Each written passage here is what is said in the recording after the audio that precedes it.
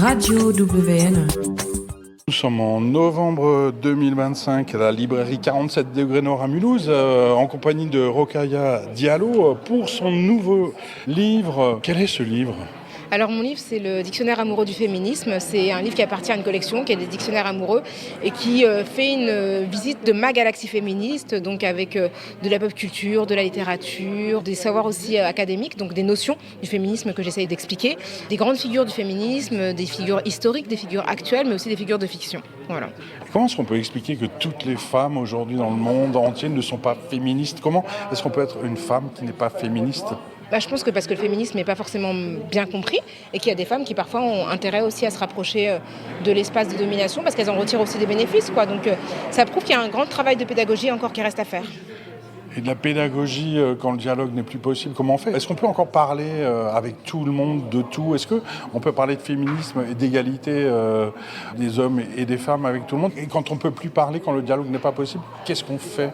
Alors effectivement, on est dans une période de tension et de polarisation extrême et c'est difficile de parler avec tout le monde. Ce qu'il faut, c'est quand même permettre aux gens qui ont envie d'entendre ces discours-là d'accéder à ces discours-là.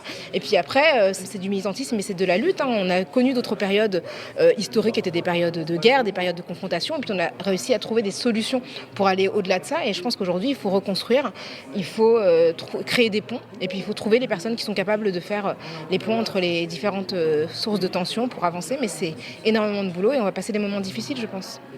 Alors avant les moments difficiles, peut-être un conseil ou une envie. Enfin, comment on fait quand on a un gamin qui n'est pas forcément persuadé que les hommes et les femmes, c'est égaux ?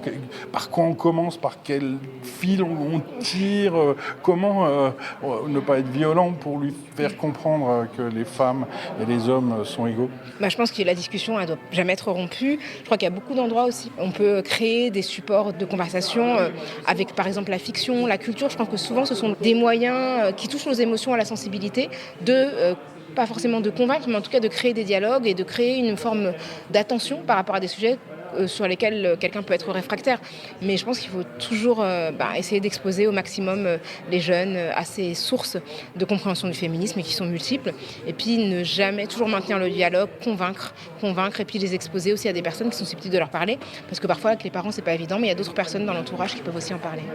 Et sinon pour terminer en dehors du livre, mon dictionnaire amoureux du féminisme, Rokhaya Diallo, est-ce qu'on peut donner comme ressources pour ceux qui veulent aller plus loin, pour ceux qui veulent avoir des outils pour convaincre, un compte TikTok, je sais pas moi.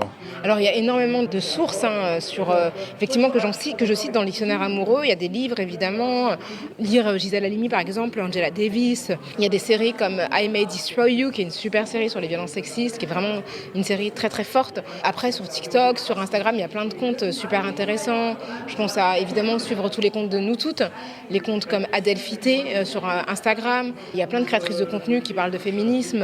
Enfin vraiment, je pense que pour le coup sur les réseaux sociaux, il y a des contenus qui sont assez conséquents. Il y a un compte qui s'appelle Feminist en anglais qui donne aussi beaucoup, qui partage beaucoup de contenu. Enfin, il y a plein de choses qui existent aujourd'hui et je pense que la génération actuelle a la chance d'avoir des sources multiples.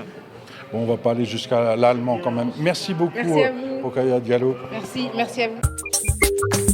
Radio WN.